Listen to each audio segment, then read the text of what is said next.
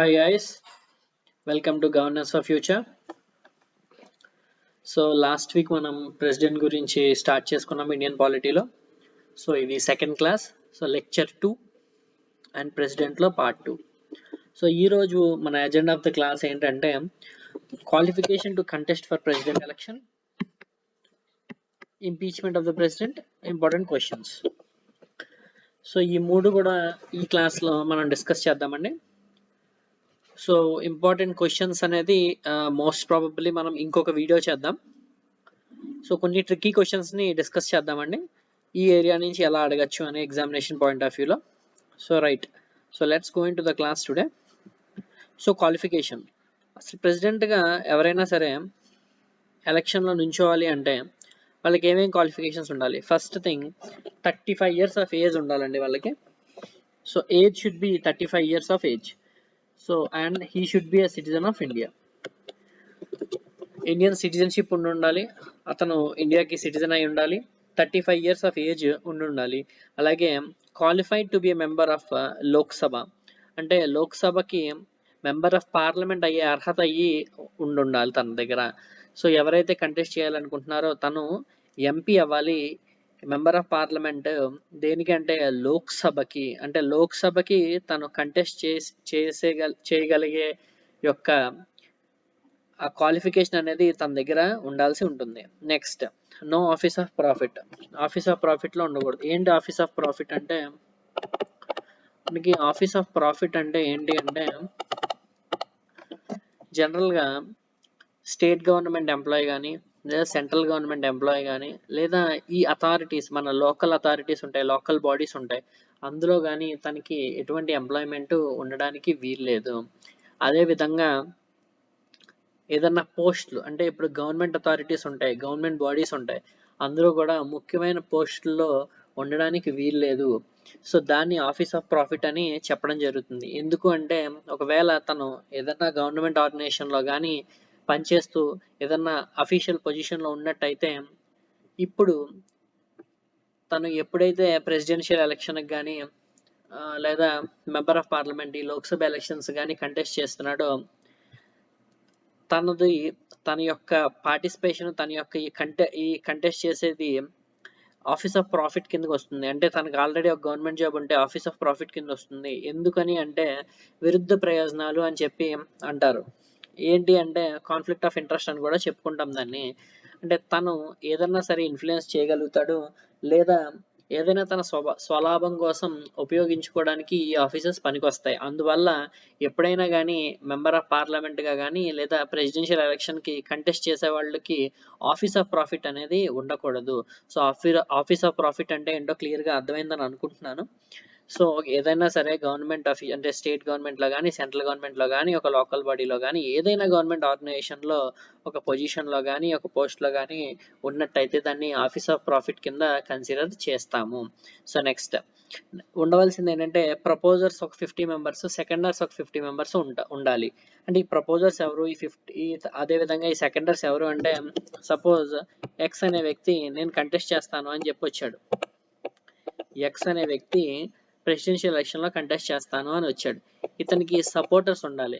ఎవరు ఉండాలి అంటే సపోర్టర్స్ ఒక 50 members ప్రపోజర్స్ అంటారు. అంటే ఈ 50 members ఈయన్ని ప్రెసిడెంట్ అవ్వడానికి ప్రపోజ్ చేస్తున్నట్టు ఒక ప్రపోజల్ తీసుకురావాలి. అంటే ఒక 50 members ని సపోర్ట్ చేస్తున్నట్టు, సో వాళ్ళని ప్రపోజర్స్ అంటారు. అదేవిధంగా ఇంకొక 50 members సెకండర్స్ ఉండాలి.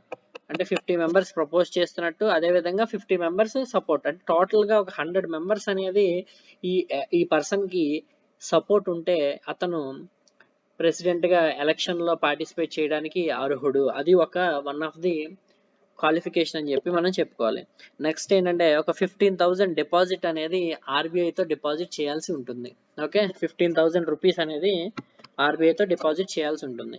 ఒకవేళ ఎలక్షన్స్లో కానీ ఆయనకి కొంత మేరకు ఓట్స్, ఆ కొంత మేరకు ఓట్స్ అనేది ఏంటంటే 1/6 ఆఫ్ ద ఓట్స్ పోల్డ్. అంటే సపోజ్ ఇప్పుడు ఒక టోటల్ 60 ఓట్స్, అంటే 60 members ఓట్స్ కానీ వేసినట్టయితే ఆయనకి 10 ఓట్లు కానీ రాకపోతే, అంటే 1/6 of 60 is 10 votes. So 10 votes కానీ రానట్టయితే ఈ 15,000 అనేది డిపాజిట్ అంటారు. చాలాసార్లు మనం సినిమాల్లో కానీ లేదా బయట కానీ ఎప్పుడైనా ఎలక్షన్స్ జరిగినప్పుడు వినుంటాం, ఏంటి అంటే డిపాజిట్ కోల్పోయాడు, డిపాజిట్లు కూడా దక్కలేదు అంటారు. అంటే ఈ కట్టిన అమౌంట్ అనమాట. ఆర్బీఐతో 15,000 డిపాజిట్ చేస్తారు. ఎప్పుడైతే ఆయనకి 10 ఓట్స్ కూడా రాలేదు, 60 ఓట్స్ పోలేనప్పుడు అందులో 1/6 ఆఫ్ ద ఓట్స్ 10 ఓట్స్ కూడా రాకపోతే ఆ డిపాజిట్ అనేది ఆయనకి తిరిగి రాదు. సో ఫోర్ఫీటెడ్ అని చెప్పి అంటాం దాన్ని. సో అదండి క్వాలిఫికేషన్స్. అంటే ఒక ప్రెసిడెన్షియల్ ఎలక్షన్లో నించోవాలి అంటే మినిమం క్వాలిఫికేషన్స్ ఇవి ఉండాలి. రైట్, ఇప్పుడు మన agenda, main agenda of the class impeachment. ఒకసారి ఇంపీచ్మెంట్ ఏంటో ఒకసారి చూద్దాం. ప్రెసిడెంట్ని ఏ విధంగా ఇంపీచ్ చేయొచ్చు? ఇంపీచ్మెంట్ అంటే ఏం లేదండి, removal of the president from his office is called impeachment. ప్రెసిడెంట్ని తన యొక్క పదవి నుంచి తొలగించడమే ఇంపీచ్మెంట్ అని చెప్పి చెప్పడం జరుగుతుంది. అయితే ఏ విధంగా మనం ప్రెసిడెంట్ ఇంపీచ్ చేయొచ్చు, తన పదవి నుంచి తొలగించవచ్చు అంటే by violation of the constitution. అంటే అతను రాజ్యాంగ విరుద్ధమైన పని ఏదైనా చేసినట్టయితే ఖచ్చితంగా ప్రెసిడెంట్ని మనం ఆ పదవి నుంచి తొలగించవచ్చు. So violation of the constitution. అయితే చాలా ఇంపార్టెంట్ విషయం ఏంటంటే ఇక్కడ గుర్తుపెట్టుకోవాల్సింది వైలేషన్ ఆఫ్ ద కాన్స్టిట్యూషన్ అని చెప్పి చెప్తున్నారు, కానీ ఆ వైలేషన్ ఆఫ్ ద కాన్స్టిట్యూషన్ అంటే ఏంటి అన్నది ఇప్పటి వరకు కూడా అండ్ ఎక్కడా కూడా కాన్స్టిట్యూషన్ లో క్లియర్ గా మెన్షన్ చేసి లేదు. కాన్స్టిట్యూషన్ మొత్తంలో వైలేషన్ ఆఫ్ ద కాన్స్టిట్యూషన్ అన్న పదాన్ని చాలా వేగ్ గా వదిలేయడం జరిగింది. అంతే తప్పితే ఆ వైలేషన్ అంటే ఏంటి, ప్రెసిడెంట్ ఏ చర్య, తను చేసిన ఏ చర్య కాన్స్టిట్యూషన్ కి అంటే రాజ్యాంగ విరుద్ధం అవుతుంది, ఏది అది వైలేషన్ ఆఫ్ ద కాన్స్టిట్యూషన్ అవుతుందని చెప్పి ఎక్కడ కూడా క్లియర్ గా మెన్షన్ చేయడం జరగలేదు. Next procedure. అంటే ఈ ఇంపీచ్మెంట్, తనని ప్రెసిడెంట్ ని తన పదవి నుంచి తొలగించడం అనేది ప్రొసీజర్ ఎటువంటి ప్రొసీజర్ అని చెప్పి మన క్వశ్చన్ అడిగే ఛాన్స్ ఉంటుంది. అది క్వాసీ జ్యుడిషియల్. ఏంటి క్వాసీ జ్యుడిషియల్ అంటే మనం చూద్దాం. క్వాసీ జ్యుడిషియల్ అనేది ఏంటి అంటే జ్యుడిషియల్ అన్న పదం విన్నాం. జ్యుడిషియల్ అంటే న్యాయ వ్యవస్థతో కూడిన ఏదైనా సరే ఒక ప్రొసీజర్ ఉంటే దాన్ని జ్యుడిషియల్ అని చెప్పి మనం చెప్తా ఉంటాం.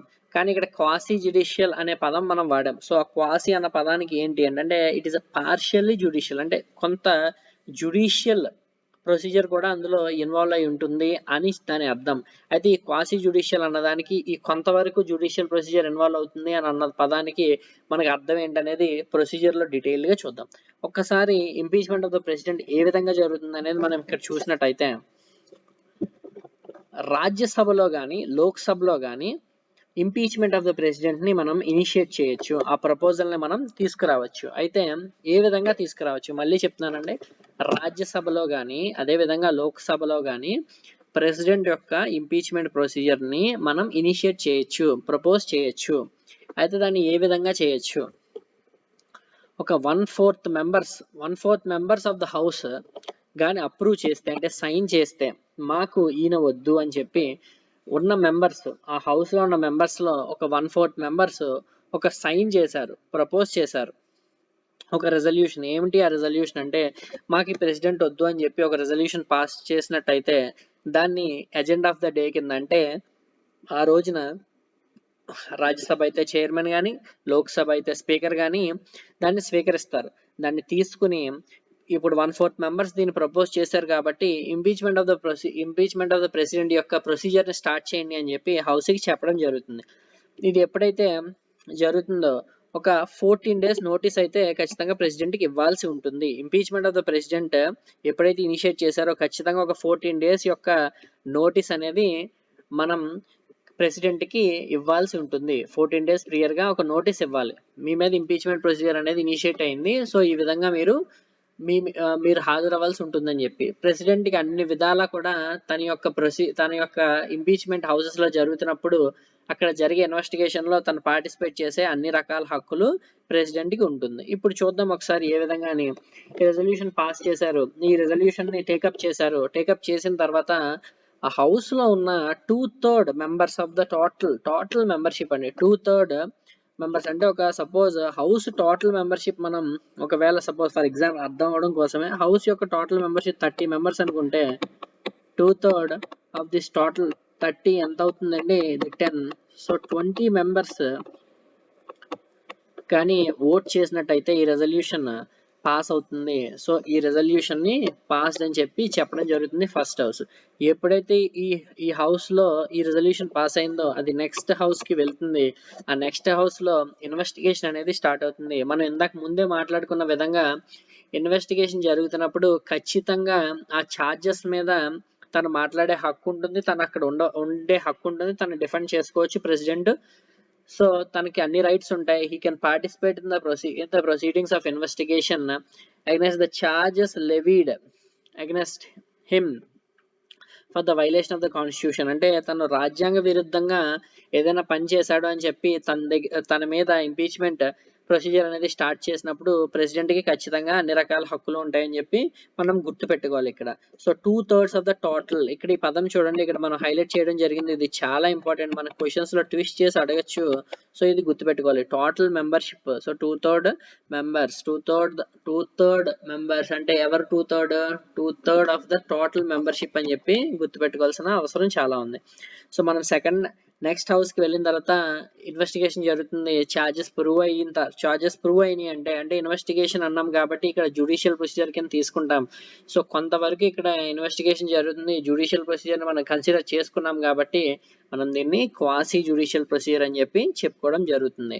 సో ఇప్పుడు మీరు ఎప్పుడైతే ఇక్కడ చూసారో 2/3, మళ్ళీ కూడా ఈ హౌస్ లో కూడా 2/3 ఆఫ్ ద టోటల్ మెంబర్షిప్, ఆ హౌస్ లో ఉన్న 2/3 మెంబర్షిప్ ఎవరైతే పాస్ చేశారో, ఇక్కడ కూడా గుర్తుపెట్టుకోండి టోటల్ అన్న పదం చాలా చాలా ఇంపార్టెంట్. పాస్ చేశారో మనం ఆ రెజల్యూషన్ పాస్ అయ్యింది కంప్లీట్ గా 2 హౌసెస్ నుంచి అని చెప్పి చెప్పుకుంటాం. అదే విధంగా ద ప్రెసిడెంట్ స్టాండ్స్ ఇంపీచ్డ్ అంటే ప్రెసిడెంట్ ని తన పదవి నుంచి తొలగించడం జరుగుతుంది. సో ఒక్కసారి మీరు చూడండి హైలైట్ అయిన పాయింట్స్ ని సింపుల్ గా.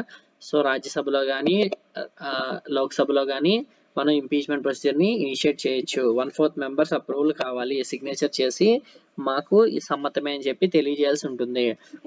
ఈ ప్రొసీజర్ లో 14 days నోటీస్ అనేది ప్రెసిడెంట్ ని ఖచ్చితంగా ఇవ్వాల్సి ఉంటుంది.